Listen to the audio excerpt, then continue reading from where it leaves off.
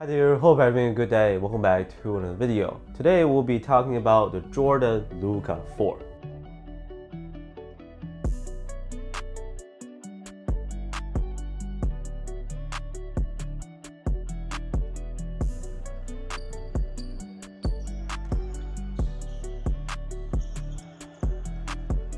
So retail price is set at 130 US dollars, same as the previous version. I swear it hasn't even been a while since the 3 came out. Less than a year for sure. The 3, even though you could easily call it out for the lackadaisical design and craftsmanship, I think it's super underrated because it does check the box in most aspects. For wide footers, for outdoor use, for heavy players, the shoe always pops up on those lists. More importantly, they do go on sale eventually. Some nasty deals I've seen at the clearance store. Anyways, coming to the 4 now, upgrades are made, a completely different story. So good, I just want to rub it on myself. Let's get started, shall we? As to how the Luka 4 performs on the court, cushion is actually delicious. Cushlang isn't stiff, it's pretty soft and foamy. I didn't need any time to break it in. Shock absorption is quite nice. So these came out in China first. For some reason, people were hating on the placement of this zoom unit. Like, this rectangular shape might be weird, but none of his previous shoes had it, except for the zoom separate, if we count that one. In a standstill motion, or trying them on, I didn't feel anything crazy in the forefoot, to be honest. But playing in them, I could just go. I actually did have a quick snap that was noticeable. This felt more like a KD than a Luka, in a good way. Bounciest Luka shoe, yes sir. My tits are shaking. Simply put, this setup just feels much better than the previous version. Softer on feet, you get more compression in the heel. They now have a zoom unit that is somewhat substantial.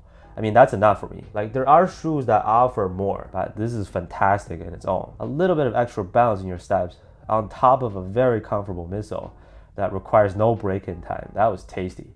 For US size 10, they are 375 grams.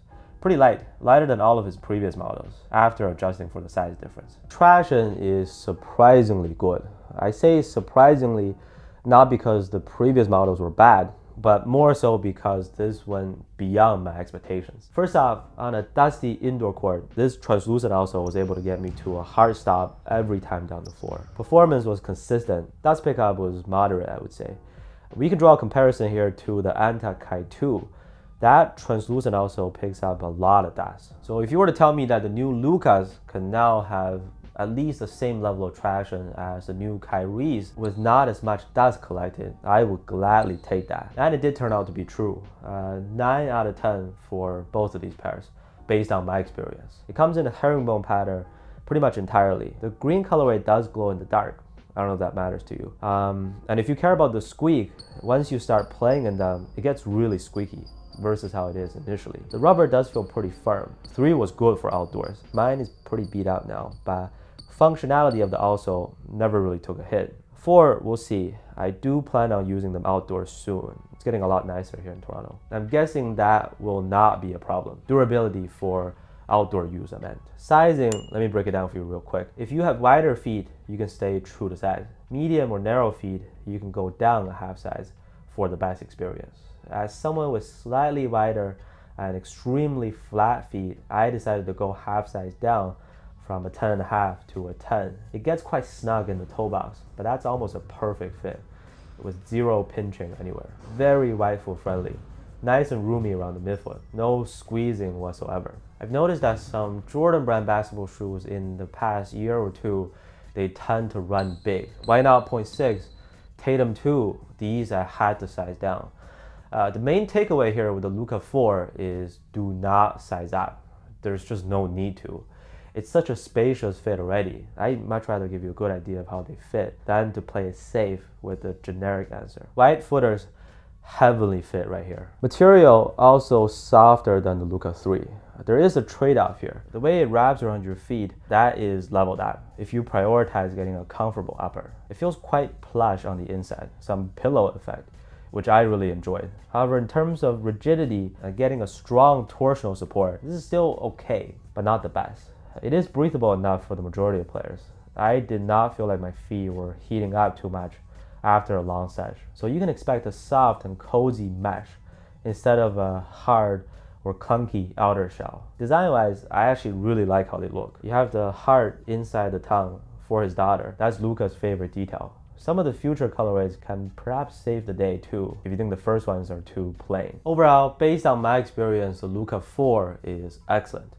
This is truly one made for the consumers. It's very waifu friendly, not picky when it comes to your foot shape, playing style, body weight, appetite, alcohol tolerance. Best cushion of the Luka line, yes.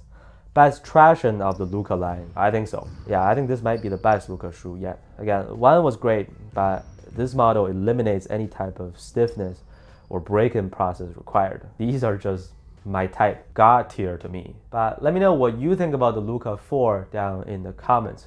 Are we feeling these? If you end up getting a pair, please feel free to share your own experience too.